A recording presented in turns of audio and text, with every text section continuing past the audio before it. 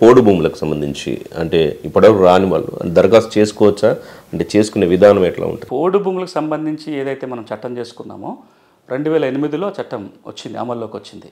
ఆ చట్టం ఏమంటుంది, ఎవరైనా గిరిజనులు షెడ్యూల్డ్ తెగలకు చెందిన వాళ్ళు ఒక ఆ లిస్ట్ ఇచ్చారు, హక్కుల లిస్ట్. అంటే మిగతా హక్కుల గురించి మనం పక్కన పెడితే అలా కీలకమైన హక్కు ఏంటంటే పోడు భూములు చేసుకోండి. పోడు భూములతో పాటు మిగతా హక్కులు కూడా ఉన్నాయి.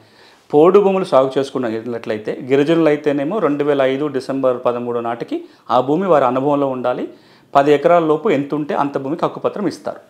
గిరిజనేతరులు అయితేనేమో 1930 నుంచి ఆ కుటుంబం వాళ్ళకి ముందు తరాల వాళ్ళు కనుక వారి అనుభవంలో భూమి ఉంటే హక్కుపత్రం ఇస్తారు. కానీ ఎప్పటిలోగా దరఖాస్తు చేసుకోవాలి, ఎవరికి ఇవ్వాలనేది స్పష్టత ఉంది. 2005 డిసెంబర్ 13 కట్ ఆఫ్ డేట్. ఆ రోజుకి మీరు భూమిలో ఉంటేనే మీకు హక్కుపత్రం. ఆ తర్వాత అయితే హక్కుపత్రం రాదు ఈ చట్ట ప్రకారం.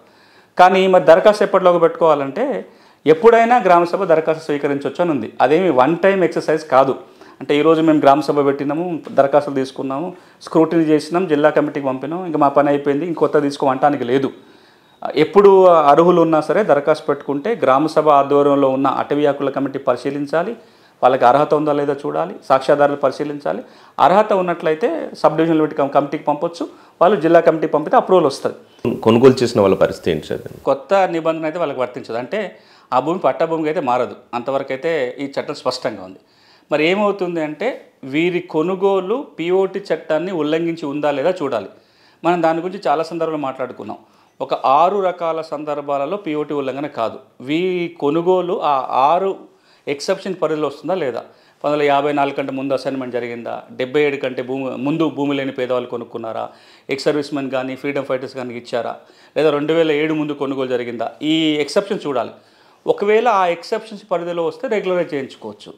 ఆ ఎక్సెప్షన్ పరిధిలో కూడా రానట్లయితే పూర్తిగా పిఓటి ఉల్లంఘన అవుతుంది. వాళ్ళ నుంచి భూమి స్వాధీనం చేసుకొని మొదట అసైన్కి అప్పచెప్పటమో లేదా ప్రభుత్వం ప్రజా ప్రయోజనాల కోసం వినియోగించుకోవడం చేస్తుంది తప్ప పట్టా హక్కులు రాకపోగా ఉన్న భూమి కూడా పోయే అవకాశం ఉంటుంది పిఓటి చట్టం ఉల్లంఘన జరిగి ఉంటే.